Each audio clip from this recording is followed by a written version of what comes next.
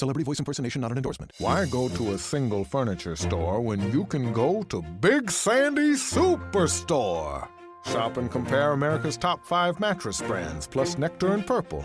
And choose from over 22,000 in-stock appliances from the top brands at the guaranteed lowest price. Or furnish the room of your dreams with a large selection of American-built furniture. With financing plans for just about anyone, there's nowhere else quite like it. Big Sandy Superstore. This is the smell of the leftover tuna fish sandwich you left in your lunchbox over the weekend in a wimpy trash bag. Wimpy, wimpy, wimpy! Blech! And this is the smell of that same sandwich in a hefty, ultra-strong trash bag. Hefty, hefty, hefty! Ah, smell the difference? Hefty Ultra Strong has Arm & Hammer with continuous odor control, so no matter what's inside your trash, you can stay one step ahead of stinky. And for bigger jobs, try the superior strength of Hefty Large Black Bags.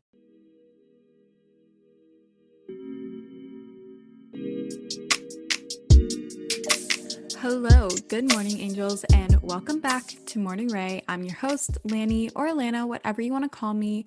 And I am super excited for today's episode of the pod. I'm having one of my close friends, Hunter Soll, come on the pod today. She is currently doing her master's in professional communications at Ryerson University in Toronto, where I go. And she is a freelance writer and a pop culture fanatic. She has her own Instagram and blog called Shut the F Up. I highly recommend you check it out. She is definitely my go-to when it comes to boy advice or anything Lani B Fit related. So I'm super excited for you guys to hear what she has to say. But until then, let's get into my segments. So, weekly intention. My intention for the week is to try to eat as many home cooked meals as possible and to really focus them around whole foods. I've been eating a lot of takeout and I want to try not only one, cook at home, just like to try and be in the kitchen more and prepare my meals and know what's going into my meals, but also to save a little money because it can get expensive. So that is my plan and my goal, and it has been my goal for last week too. So that's my weekly intention. Leading into my tip of the week, which kind of coincides with this, but it's to plan ahead. I'm actually really inspired by Lea. Hey, Lea, I know you're listening because you're editing, but Lea always plans out her family's dinners at the beginning of each week, which I'm honestly really inspired by. And I kind of want to start doing the same. I used to plan out my meals more. Obviously, I'm not going to plan out every single meal, but I think it could be fun to plan out dinners, whether it be for myself or myself and my family, to kind of switch up the recipes that I'm making, to change up what I'm making in the kitchen and get inspired, and also to think ahead of my future self.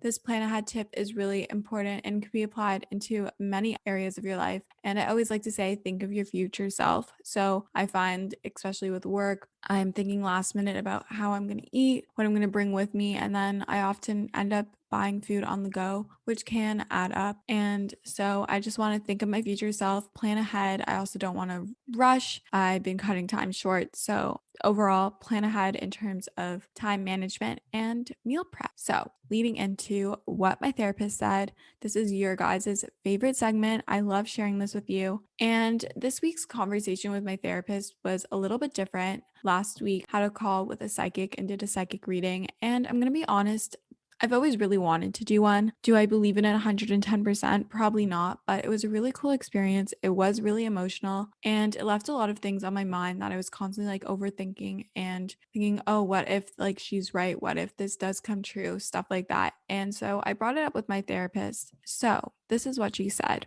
Our relationships with our parents or family members and the feelings that we coincide with those relationships have the ability to impact the way in which we go about and view our relationships with others, whether they be platonic, so friendships, or romantic. So for me, something that came up in my psychic reading was that I often felt like I had to raise myself growing up, that I felt alone, that I felt not good enough. So I actually did feel this. I felt like I was always so much younger than my family. My sister's 8 years older than me. To put this in perspective, when I was in grade 4, my sister had left for university. And me being so much younger than my family, it sometimes led me to feel like I was not worthy or good enough to engage in conversation with them. I sometimes had a feeling of being left behind or that I wasn't mature enough. And my therapist and I drew the conclusion that this translated over into my relationships with my friends and love interests. And I didn't feel like I was ever valued or wanted by them in the same way that I valued them. I constantly felt like I was putting forth more effort than they were putting towards me. And that is all about like my perspective. And I could have very much been attracting people into my life that did act that way towards me because I perceived myself in that way, that I wasn't good enough. And the way that you think about yourself is the type of people you are going to attract and allow them to see yourself that way too. So at the end of the day, it's important that if you see a reoccurring pattern in your relationships, whether they be platonic or romantic, maybe reflect back on to your relationship with your family members, whether it be siblings, parents, grandparents, cousins, etc., and look and see how that has impacted and translated into your other relationships. Now on to my current favorites. You guys already know if you follow me on my Instagram and saw my stories at Lani B Fit, and it's the combination of avocado toast with red chili flakes and honey. Guys, I was sleeping on it. Kylie Jenner apparently came up with it. I've been seeing it in my avocado. I take half an avocado, I mash it in a bowl. I add a little bit of lime juice, salt, and pepper, and then I'll add around 2 tablespoons of hemp hearts. Now you're probably wondering, Alana, why the heck are you putting hemp hearts in your avo? Well, I use the hemp hearts for a little extra protein and omegas, and it's super easy. You don't really taste it. And then I will put that on my toast. I've been using Ezekiel bread, but right now I have a loaf of Dave's Killer Bread, the 21 grain thin slice. I just like the thin slices better, sitting in my freezer, and I'm so fucking excited for it. On the conversation of food, I've also been obsessed with pesto, specifically pesto pasta with salmon. What I like to do is I'll use a brown rice quinoa pasta, and it's honestly amazing. The texture is perfect. It doesn't bloat me. It doesn't feel heavy. I really like it. And then I'll put a little bit of the pesto on there. I'll cook salmon in the oven with lemon juice, olive oil, salt, 400 degrees Fahrenheit for around like 15 minutes, maybe a little less. And the pesto I've been using is by the Sunflower Kitchen. I use their basil pesto. I love how it's vegan and it's made with sunflower oil and it's made locally. Really highly recommend. If you guys haven't tried pesto, definitely don't sleep on it. So my third favorite, walks outside. You guys know I loved my walks outside in the summer. I would walk really long, like 5 to 10K, depending on the day, depending on my mood. And something about walking outside in the winter just hits different, especially if it's blue skies and sunny. It's a different feeling. I've been feeling the need to get outside and get some fresh air and alone time to unplug, especially with being in another lockdown. It's been really nice just to get outside, get some fresh air, some movement in, and just zone out and kind of meditate in a way. It's just super calming and it's a good reset. So I highly recommend getting outside, even if it is cold outside. It's cold here in Canada. I'm getting outside. I'm bundling up. I highly recommend, and it's great. Like it's a little midday break movement. And now for my last fave, it's Justin Bieber's Anyone. This song came out on New Year's Day, but he did perform it live at his New Year's Eve performance, and that live performance of the song just hits differently. I did not watch it live, but it is on YouTube.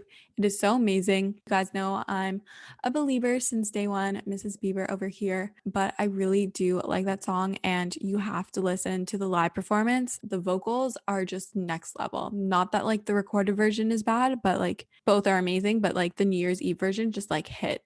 And now I'm going to be bringing Hunter onto the pod. I'm so excited, and I hope you guys enjoy the episode. So I am here with my friend Hunter. Welcome to the pod, Hunter. Thanks. It's great to be here. So for those who don't know you, who are you, where are you from, and what is your zodiac sign? All right. So for those who don't know me or just like listening now, my name is Hunter Soll. I'm 22 years old from Toronto, Canada. My zodiac sign is a Virgo, and I'm currently a master's student at Ryerson University in professional communications. Wow, look at you. So what kind of led you to want to do a master's, and how did you decide that you wanted to do a master's in communications? I actually fell into it. I thought I wanted to be a lawyer from the age of 3 all the way till literally 21. Like September of 4th year, I realized I didn't want it. And I had essentially a midlife crisis, like a quarter life crisis, where I was like, I based my whole life around being a lawyer. Like, I don't know what I want to do now. Essentially freaking the fuck out and having an existential crisis. And I call my mom every day being like, I don't know what I want to do. And the thing that made this entire situation worse was like, I was really upset in myself that like I realized I didn't want to be a lawyer. I had gone through the LSAT, I'd written it, and I did like strictly average, but it wasn't motivating to do better. I was just kind of like, I don't like this. I don't want it. And that was like a sign to me. And then I was still going to apply to Ryerson's law program because it was like new this year. So you didn't need a minimum score. And I sat down to write my application and I had nothing that I wanted to say. I had nothing like substantial or good that I thought would make me stand out. And I realized that that was probably a sign I shouldn't be applying, just because like if I have nothing interesting to say and I'm not excited to write this application, I shouldn't be applying. So I ended up going to a career coach. We did Myers-Briggs. We did literally every single freaking personality test in the book. Oh my God. Everything. I had never really looked at myself in that way, just because I was like, oh, I'm going to be a lawyer. That's it. Like, why do I have to go through this process? And so I had to like put in all this work to realize what I wanted to do. And I just kind of like got my results, and it said communications, journalism, PR, like all that kind of field. And so I applied to post-grad programs at like Humber, Seneca. And then I also applied to a master's of journalism at Ryerson. And then I applied to a master's of communication at Ryerson. And I got into professional communication. And I just kind of realized that like that was where I wanted to go, and accepted, and here we are. I love how like you totally like normalize that it's okay to wake up in fourth year and be like, I don't want to be a lawyer. It's okay to change. I guess what I had in my favor was I also knew what I didn't want to do. It's not like I realized, oh, I love science, I should have been a nurse or something. Like I've been more of like a social science kid. So at least I knew that like I wasn't going to regret not taking science. Like I knew that I wasn't going to want to pursue that regardless of if I didn't want to be a lawyer. Yes, like there were so many other options, but I kind of minimized that for myself. Do you know what I mean? Yeah. Like I knew where I wanted to focus. That was kind of like me in high school. I did like sciences, but the second I dropped them, like in grade 11, I didn't regret it at all. Like I was so much more driven and motivated and like passionate towards all the business courses, even the ones that I didn't like as much. I liked them so much more than my science courses. And I preferred studying. I guess it kind of like fell into my lap with my Instagram, like the human body, health and nutrition, from a much more like laid back approach, I guess you could say, like my own personal learning, opposed to like from an academic, like you have to memorize this and be able to put it on paper in a test. So it's great that you were able to realize that. But how was your transition from undergrad to master's? Like, what was it like? I know it's a bit different with us being in a pandemic and school being online, and it's not like you're transitioning to a new campus, but what would you say the transition was like? And do you have any tips for someone who might be making this transition sometime soon? I found it kind of easier actually, because in my program, you take 4 courses in the fall, and then you take 3 classes in the winter plus an internship. So it's kind of like, I guess, a co-op class where it's pass fail. So I found it was easier because I still, at the end of the day, had less courses than I did in undergrad. So it was a lot easier to balance my time. And also I was just really fortunate that my schedule fell, that I only had 2 classes Monday, 2 classes Thursday. So like I really didn't have an excuse to not get my shit together and to not like balance it out. My number one tip, get an agenda, color code. Lists are your best friend. I found I was making so many lists, like my list had lists where I would just do like everything, all my assignments, and then what I wanted to do for a day. Like everything was just split up in so many different things, just because that's how I personally like to like look at it, and just seeing it written down rather than in my head. And what I did also, like a lot of due dates will change for this semester, and that's in undergrad or grad school regardless. In the beginning of the semester, I'd write down all my due dates, and I got them like those midliners, and I would color code those, and I would color code everything is color coded. Literally, Lani is holding up the midliner right now. And I would write down my due dates, and I'd highlight them, and then I would also just write out one, like, I don't know why I would do this, but I still would write out what time I had classes. Even if it was like November, I would have my like Monday class written, even though I knew I was waking up because I wasn't really going anywhere. Like it just made it a lot easier for me to look at my day and be like, hey, I'm busy from 9 to 3 or whatever. This is what else I can do, and how I can work around what I'm doing. Like, do you know what I mean? Yeah. Where I think just writing everything down and putting it on paper, or if you like a digital calendar more, whatever works for you, like just having it somewhere visually so that you can understand when everything is. Also, obviously, like things change. One of my friends literally in October made a list of all of our due dates, and by November, I feel like my list of things to buy, to do, activities that involve spending money is never ending around the holidays, making the idea of investing and saving and thinking about your future to be a little bit more challenging, a little bit more overwhelming. Acorns makes it easy to start automatically saving and investing for you, your kids, and your retirement, even during the holidays. You don't need to be an expert. Acorns will recommend a diversified portfolio that matches you. You don't need a ton of time. You can create your Acorns account and start automatically investing your money in just 5 minutes. You don't need to be rich. Acorns lets you get started with the spare money you've got right now. That could be $5 a day or even just your spare change. That's right, Acorns can round every purchase you make up to the dollar and automatically invest your spare change for you. And you can get bonus investments just for buying the stuff you need from the brands you love. I personally love Acorns. It's simplified the investment process, which can be overwhelming and intimidating, but it just makes it so simple, so easy, and something more accessible no matter how much money you have to invest. Head to acorns.com/Alana or download the Acorns app to start saving and investing for your future today. Paid non-client endorsement compensation provides incentive to positively promote Acorns. Investing involves risk. Acorns Advisors LLC, an SEC registered investment advisor. View important disclosures at acorns.com/Alana.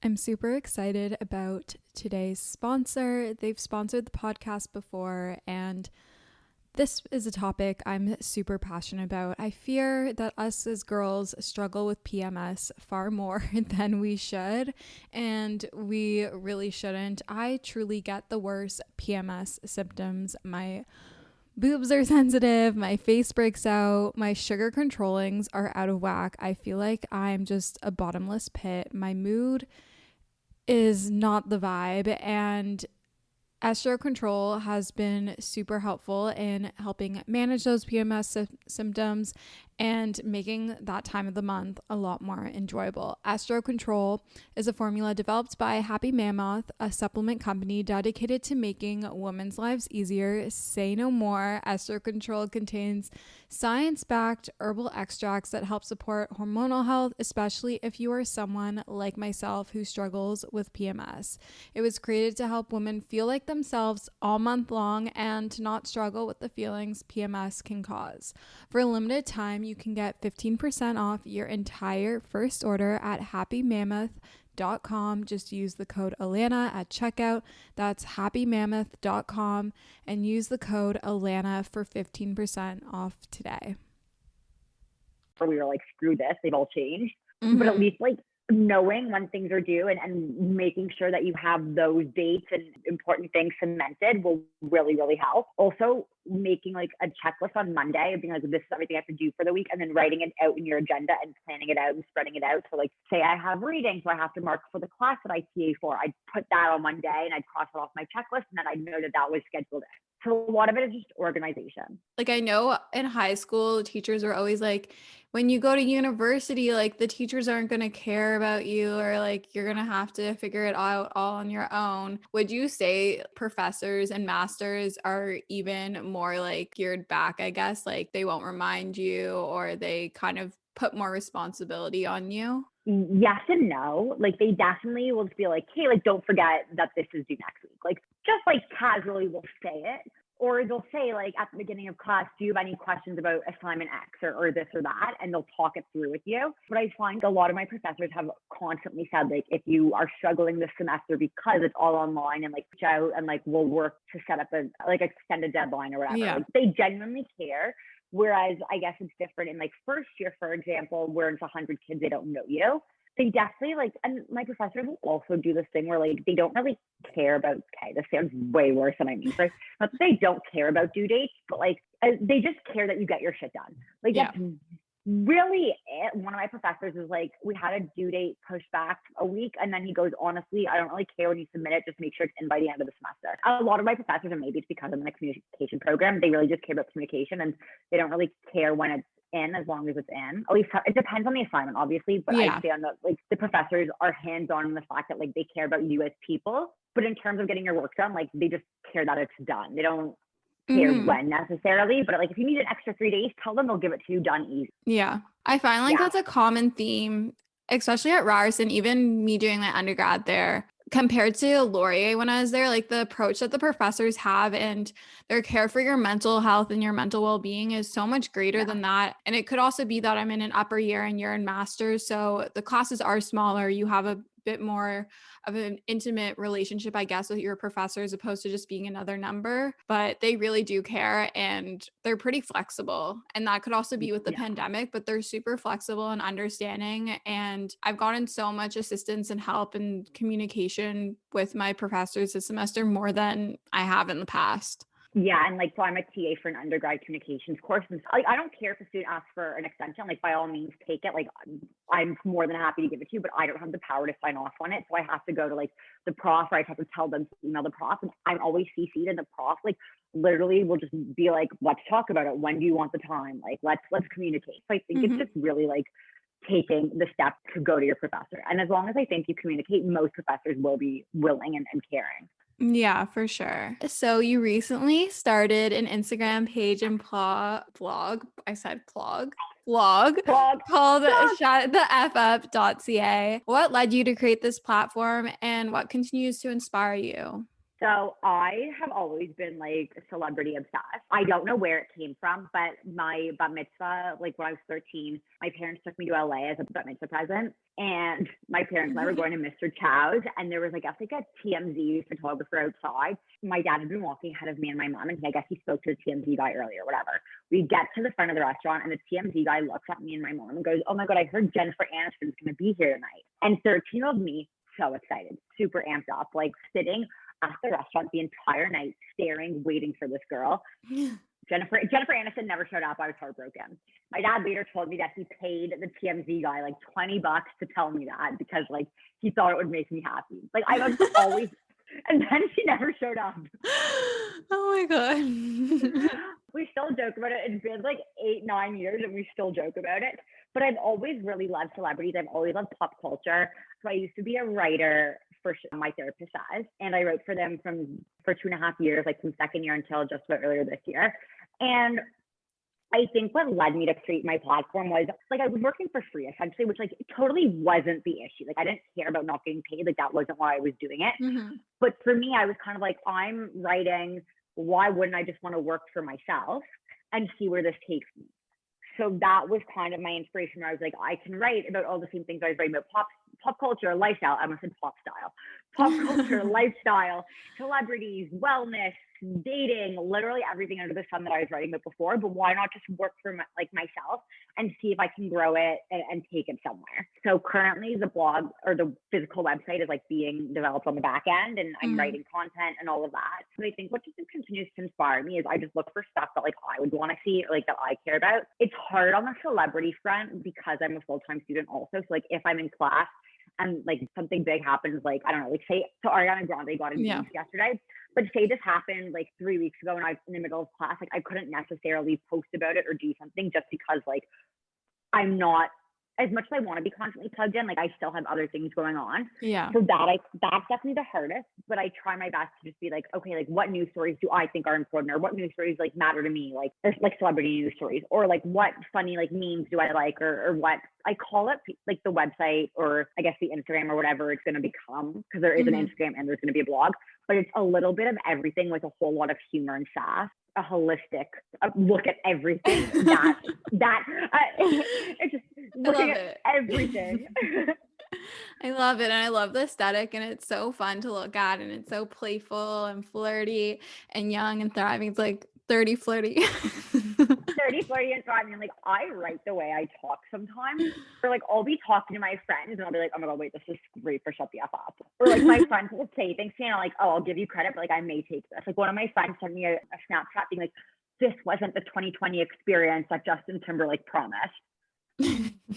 And I was like, that's amazing. I might borrow that. One thing that I think might be like hard in the sense of inspiration also is like writer's block or creativity block. And I know you struggled with that with Lani B and podcasting and blogging. Is I find I like put pressure on myself to like be witty or funny, and that like blocks it because it's like, great, like now I'm working extra hard. So that is like, I think one thing that like I struggle with in terms of inspiration. But other than that, yeah, that's the blog.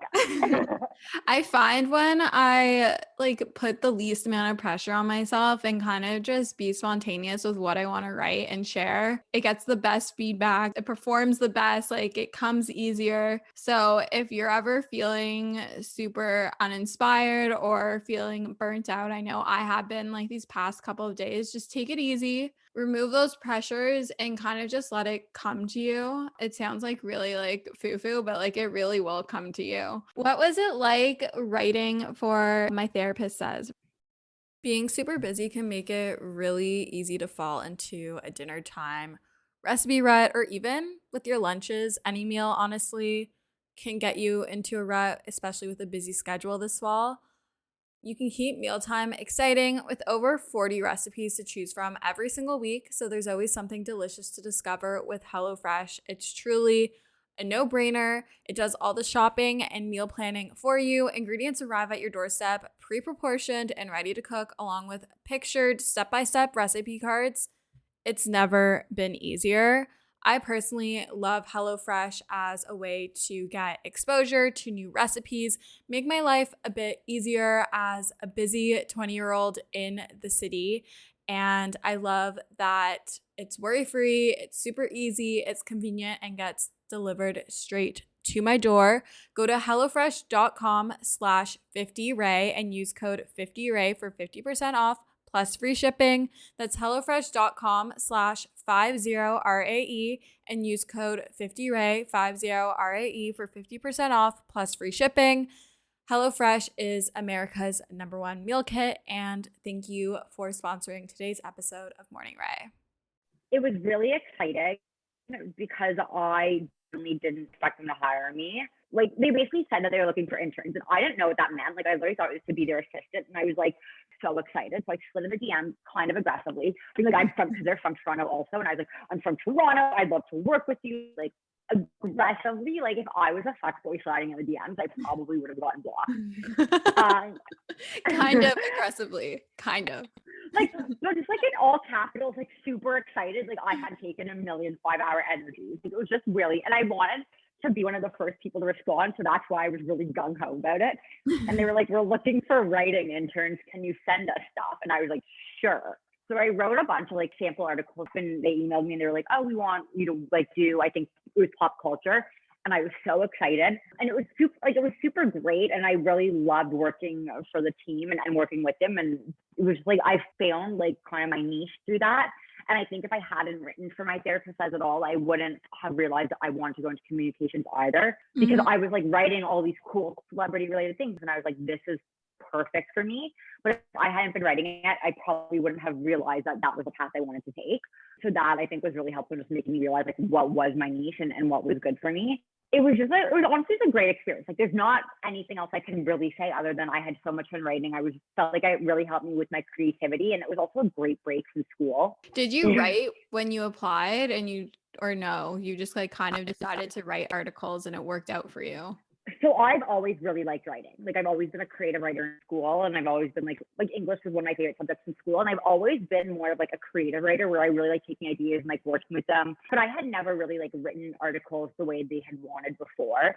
And so they said, like, just let me just write an article, whatever you want to talk about, just like send it in. So I did the HQ one. I talked about Nick Viall, The Bachelor, and I submitted those. You didn't have like too much experience, but you just went with the flow and you learned on the go. And I feel like that's really important to kind of remember. My mom used to always tell me whenever I was looking at job positions that yes, you may not have all the qualifications they're looking for, but if you have something and you're someone, like you're a candidate that they'd be somewhat interested in, and you're willing to learn and you're willing to grow and challenge yourself, then like you could totally get the job. You could totally get the internship. You just have to put yourself out there. And I think also one thing that like I'm a really big proponent of is the art of the self pitch. Like, I am the biggest advocate for being your own advocate, where like when I messaged My Therapist Says, like I slid in and I was like, I don't really have much experience. I'd love to work for you. Or so part of my program is have to have an internship in second semester, and I got a position with Mutual Friends Agency, which is located in Toronto, and they have a lot of like local brands like Lisa Gauze and Jewelry and Coco Market and cool brands that like you and I both use. And they literally weren't looking for anyone. And I emailed one of their co-founders, and I just pitched myself saying, here's all the information about this internship. I'd love to work with you. I love your approach. And I gave them details about what I liked about them and where I'd like to focus. And I ended up getting the job. Like, I think if you can just put yourself out there and just give a pitch about yourself, companies will, even if you don't get the job, companies and higher ups or executives, whatever you want to call them, will appreciate that so much, because you're putting yourself out there and you're making yourself stand out. And like, don't do like if you're gonna cold email, don't do a classic like, hi, my name is, like, prove that you've done the research, prove that like you bring something different to the table, and that will get you so far. Yeah, you never really know what's going to happen. And the worst thing that can happen is they say no or they don't respond. And if they don't respond, they probably won't even like remember. So you can totally reach out again. Like, there's no harm in reaching out. You can also just like find, if they don't respond in 2 weeks, go back to your sent, like in your sent box, reply to yourself, and or like, I guess, forward whatever it is, and be like, hi, so-and-so, just following up and want to make sure you got my email. And even if they saw it and didn't like choose to respond, we'll see it again and be like, oh, this kid has balls. And then like they'll actually either look back into it or not respond again. Who knows? Yeah.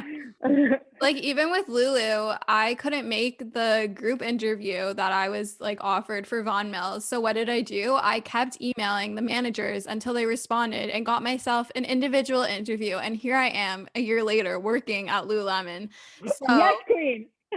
You gotta just go after whatever you want and be gutsy. Like, don't like look back. Like, who cares? Exactly. So, as friends, one of the things we always talk about are boys and relationships.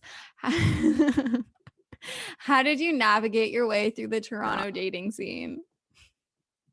So I didn't care. And what I mean by that is like, yes, I cared, but I would just, like you're talking about with jobs, put myself out there. Say I was talking to a guy, I didn't want to get stuck in that app apathy where like you're just either matching on every other app 7 different times and you're just talking and it never goes anywhere, or you're like texting for a while, but neither of you make plans. And it was also different because I was at school. So like, I would come home for weekends and be like, I'm home for a weekend. Like, I want to see someone I'm talking to. So I would just be like, oh, when are we going for drinks? Like, I'd actively initiate a plan. And like, I didn't care if they said no, but like, I'd actively initiate a plan. That way it's like, they knew I wasn't kind of like playing around or just like there for the attention that talking to someone would give me. But like, I once texted a guy being like, I'm home for a weekend. And we had been like talking on and off, but like never went out. And I texted a guy being like, I'm coming home this weekend. Maybe I'll let you take me out on a date. And which, like, the fact that I said that, like, is absurd, but like, we ended up going out on a date. And so I think I just didn't care, like, what people thought, because if a guy's gonna judge me for putting myself out there and making the first move, and like, because he expects me to sit and wait for him, like, that's not someone I want to be with anyway. Yeah. But I just didn't care, and I just kind of like, I would make plans or I would message first. If I matched with someone, I would message them first. I thought they were cute. Like, why not? I also, the one thing I would try is if I actively knew people were friends, because I've been in this situation a million times, if I knew that they were boys, I just wouldn't want to make things messy. Just like, it just never ends well for anybody. That I would always try and either actively avoid it or like say something to one person and be like, look, I'm talking to your buddy. Like, I don't want to make things messy between anyone. And that was, I think, the one thing that I always kind of like would use to navigate. But other than that, I just really had fun with it. And if I thought someone was cute, I'd message them or make a plan. And yeah. Is there a dating app that you prefer to use? Like, what would you say is your best pick? Like, if you had to download only one dating app right now, what would it be? I mean, I've been out of the game for almost 2 years, so there's a lot more on the market. Yeah. I'm really intrigued by Lux Club. Would I download it? Like, if that was the one, probably not, but I just think it's really interesting. I probably think Hinge, and maybe I'm biased because that's where I met my boyfriend, but I just think Hinge lets you actually see a person for who they are.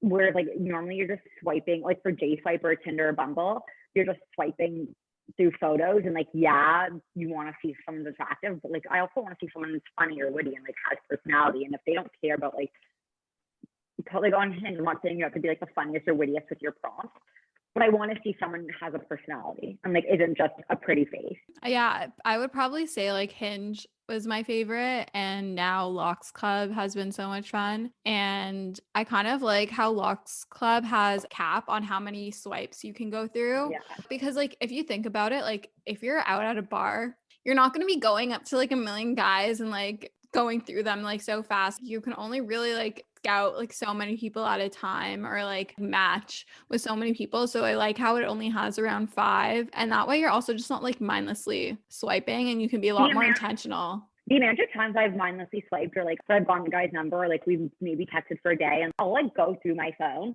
and like find random guys' names and be like, I matched with him on an app once. Like there are so many random names in my phone that I was just like, oh, failed J swipe. But like also it's nice because sometimes like there have been guys that I've met on a dating app and gone on dates with and like it didn't work out. But like I really enjoyed them as a person and now we're friends.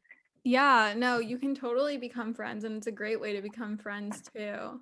And that's also like the kind of the cool thing with Bumble because you can switch and you can also find like girlfriends and you can network too. And I know you can network on Raya as well. Raya is kind of like an exclusive dating app. Like Locks Club is kind of based off of Raya, but it's like the Jewish version for anyone that doesn't know. I've seen a lot of celebrities on Raya when I was using it. Like I saw David Dobrik and then I saw Niall Horan. No, I did not match with them, but I did like them. So I feel like you and me are the same like type of person within like our friendship circles. Like we're the person that people come to like for questions or advice about like anything because we just seem to have like this wealth of like knowledge about the most random things.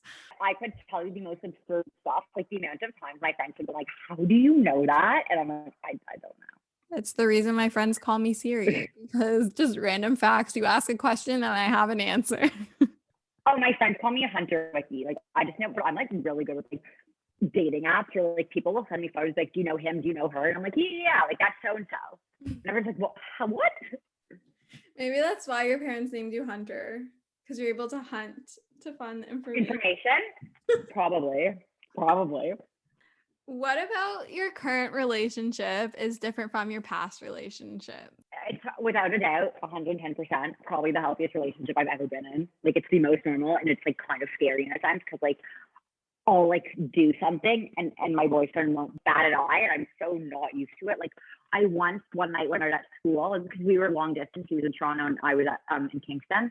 And I went out with a bunch of my guy friends and it was like 2:00, 3:00 in the morning. And I had gotten drunk food and I was at one of my guy friend's house and he was like, you're not walking. Like Kingston was pretty safe, but my friend was like, I'm not letting you walk home alone at 3:00 in the morning. Like, I just don't feel right about it. And I slept at his because he was like, I'm not going to pay. It's like stupid to cab. It wasn't far enough to warrant a cab, but he didn't feel right letting me walk. So he's like, just sleep at mine. And I texted my boyfriend being like, hey, this is what happened. I slept here, like a whole thing. And he was like, oh, I'm just so glad you're safe. And I was like, pardon? Like what? You're not yelling at me? I was like, you're not mad? Like, and like this is a guy friend that I had history with before also that like obviously that's all in the past. But like we're just strictly friends now. So I was expecting him to be like, hey, like I don't care that you slept there, but like because of your past with him, maybe like it like the optics wouldn't have looked good. Yeah. He literally was just like, I'm just so glad you're safe. That was so nice of him to let you sleep there, like, and like make sure that you were okay. Like, you know, I just care like that you had a good night and all this stuff. And I was like so thrown off because I've had boyfriends that have gotten mad at me for having guy friends or for being really close to certain guys. And so this is like a very refreshing change. It's just very weird to have someone that doesn't care about stuff like that. Like we don't really fight as much as like we just get into like little arguments. But yeah, this I think 110% just like healthy, open communication, just like a lot of trust. And like there's no reason for us not to trust each other, but there's just a lot of like healthy benchmarks and things that I just didn't have in previous relationships. That's like a really refreshing change. And also like my boyfriend is literally the most supportive person in the world. Like he's like a metaphorical bra, just like always there to lift me up. I think he'd really appreciate that I just compared him to that. I've never talked to him. That's so good. And it's really like nice. I mean, I haven't always had like the healthiest relationships, like on a more, I guess, like not so serious, like casual level. So it's nice to know that like it is possible and it's totally achievable. And you don't have to be like old for it to happen. It can happen when you're young. Cause I feel like sometimes you feel like boys are just like incapable at a young age. Yeah, 100%. Like it's so weird because like my sister was around like her mid-20s when she met her now husband, and my brother met his wife at a later age, like early 30s. so what you kind of see like both that for me, I saw both ends of the spectrum of like seeing like a really good relationship like that met at an older age versus like a younger age, or like my parents are both on their second marriage and like they're a great couple. So it's like they were like really a later age. So it's kind of like you just find your person in general, not necessarily at a specific age, I guess. Yeah. And I feel like it's like so easy to get caught up in like wanting to find your person like right away, but they will come when they're meant to find you and you'll find each other and it'll be so much more worth it. 100%. What is a piece of advice you can give to our audience if they haven't been in a relationship before, or they're maybe having trouble navigating the dating scene, especially now with COVID and lockdowns happening again? So two things. So one, about if you're having trouble like navigating the dating scene or just like you haven't been in a relationship, what Lani just said, like your person will come. Every relationship I've been in previously, I thought was my forever. Like I thought that was who I was going to marry. And like clearly I'm not with them still. And I think it's also important to take like something from every relationship. Like me and my high school boyfriend are still friends. Like we broke up because he was going to a different university and I was still in Toronto. But like I've learned so much from him. And I mean, I've learned like things of what I don't want from other relationships. If you can take something away, that's the benchmark of like a relationship, even if it's what you don't want. And I think 100% your person will come. It is very rare that your first relationship is your person. Like it is maybe 99% doesn't happen. So like your forever will come, but it's not going to be your first or second. Like it won't be right away. And so don't rush it. Don't get down on yourself if you guys break up and you're like, oh, like it was supposed to be forever. Like you're not with him anymore for a reason. You're not with her anymore for a reason. In terms of COVID lockdown navigating, you have to get really creative. Oh, we can go on a walk, or oh, let's do a FaceTime coffee date, or oh, like let's do this. If a person wants to see you and wants to get to know you, they will make the effort and they'll be like, let's do X, Y, Z. If they're like not willing, or they're like, oh, like just come over at 11 o'clock at night, like, and they don't care that it's a pandemic, they just want the booty, like don't go. I think you just really have to just like kind of think outside the box. But there are so many ways around it. You have to be willing to come up with those creative solutions. Yeah. And I think that if you haven't been open to using a dating app before, go for it. Just try it, give it a shot. Or if you still really don't feel comfortable using a dating app, reach out to your friends and see if they have any mutual friends or people that they could introduce you to that you could start talking to and meet them that way, because it's not like you're going to a bar or you're out and about and you're going to run into someone or meet someone. So if you are looking to meet people, just go in with the mind that I want to meet people, and if something comes out of this and something comes out of it, it will give you a lot more of like an open mindset, and you won't find yourself feeling like as down about it if say something doesn't inspire from it. And I think also on that point, like say you're not feel comfortable like seeing people because you don't know who else like they've seen, like totally fine. Just like if you want to see someone and like you're being COVID safe, like do a FaceTime, do a distance, whatever. So I think like just verbalizing like I'm not comfortable because of the situation, I live at home, whatever it is, but let's do this. Like as long as you kind of come up with an alternative or a solution, that I think is also important, because it's like the effort or it's 50-50 with any conversation or any plans or whatever, that you should be suggesting alternatives or you know, having a conversation about that.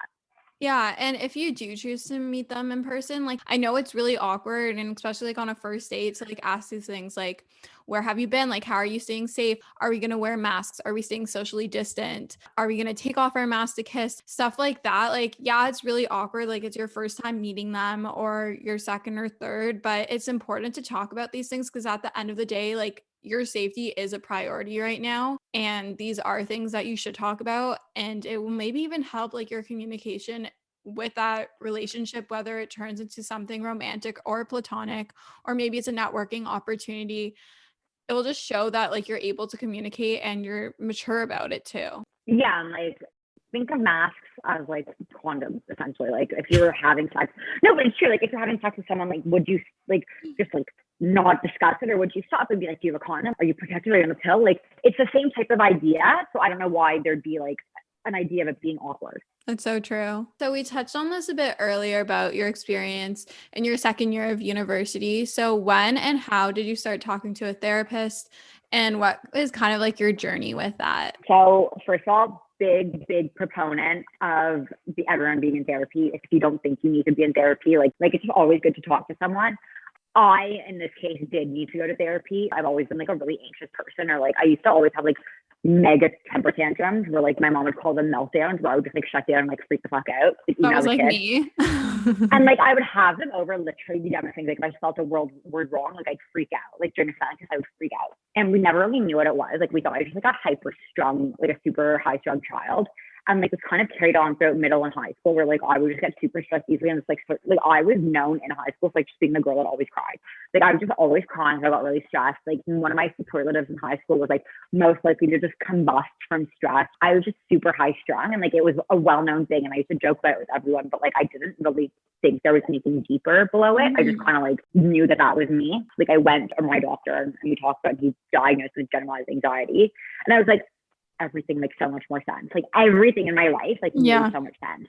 So I lived with that, and then I kind of like dealt with it on and off in first year, just kind of like adjusting, but it wasn't super bad. And in second year, I just was really unhappy. Homecoming, we had a party on Friday night. The actual day was Saturday. So I was drinking Friday night, all day Saturday. I've been drinking for 36 hours straight, essentially. That's a lot of alcohol. I've done that. It's really not good. It's really not good. But I thought I was thriving, so I didn't care.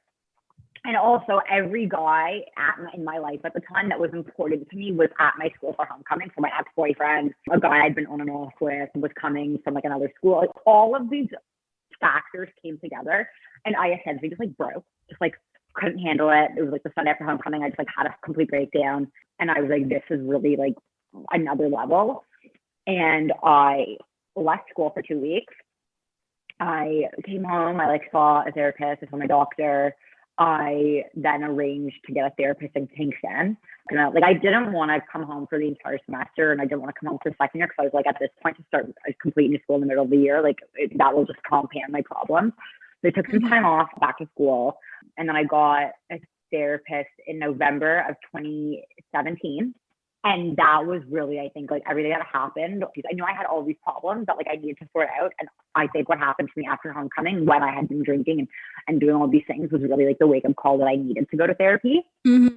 When met her, told her my life story, like I just told you. Yeah. And I worked with her from halfway through second year all the way until I graduated. For like 2.5 years. So you guys probably got really comfortable with her, and she was able to call you out for everything. She would call me out, and the best piece of advice that like she ever said to me was, I have my own rule book, and I expect people to act how I would act. And part of why like that gets me into situations is not everyone lives by the Hunter book of rules. Yeah. I've only been seeing the therapist I'm seeing right now consistently. I think it's 2 months now. I don't know, something around there. But I definitely feel that my communication is a lot better, and I'm in cognitive behavioral therapy for anxiety. So it's allowed me to really be able to shift the perspective that I see things, and to also be more empathetic in a way by putting myself in other people's shoes and being able to see how they saw my actions and why they reacted to my actions in the way that they did. So if you are currently on the edge and you're listening to this about going to therapy, you don't need to have an issue or something like that brings you to your breaking point to bring you to therapy. Like you shouldn't have to get to that point in order to talk to someone. Like it's important for everyone to have a non-biased like opinion, and like a professional to be able to help you work through your thoughts and become more in tune with like how you think and how like you react. And I'm gonna put some resources in the show notes, so if you're curious, I'll definitely have some resources that are widely accessible to anyone, such as BetterHelp. There's also another one that's for if you're in Ontario, Canada, that's available to you, an app that I work with called Wellness. I'll have it all in the show notes. So if you're interested, it will be down below, and you can always feel free to DM me or Hunter, I guess, too. Open. My DMs are open. You can follow me on my personal, even if like I can't give good advice, like I'm just here to listen. And to end us off, what is one piece like overall of advice that you want to leave our listeners with? Honestly, like just you do you. It's probably the one thing, and that applies to if you realize like you need to withdraw from a group of friends because they're bad for your mental health. You do you. You do what's best for you. If you want to put yourself out on a dating app, like just you do what is best for you, and that's where everything will blossom and will come, and you'll be set for success. I love that. And where can the listeners find you in case they want to chat a little further in the DMs? Oh my God, if you want to be my friend in the DMs, I'd love that. Follow me on my personal at Hunter Soll with 2 L's. And then you can also follow at shuttheup.ca, just shuttheup, one word.ca. Ooh, so everything will be linked down below in case you missed anything. And thanks for coming on the pod. Thanks for having me. I'm so glad we did this. You're welcome back anytime. And you guys, thank you so much for listening. Don't forget to rate, review, and subscribe as it really helps support the pod. I love you guys so much, and we'll chat soon.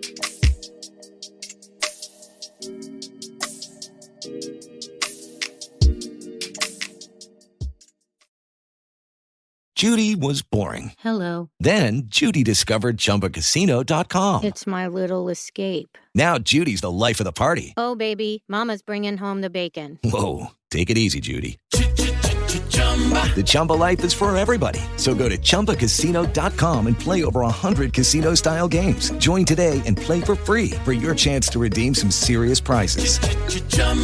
ChumbaCasino.com. No purchase necessary. Void where prohibited by law. 18 plus terms and conditions apply. See website for details. With the Lucky Land Slots, you can get lucky just about anywhere. This is your captain speaking. We've got clear runway and the weather's fine, but we're just going to circle up here a while and get lucky. No, nothing like that. It's just these cash prizes add up quick. So I suggest you sit back, keep your tray table upright, and start getting lucky. Play for free at LuckyLandSlots.com. Are you feeling lucky? No purchase necessary. Void where prohibited by law. 18 plus terms and conditions apply. See website for details.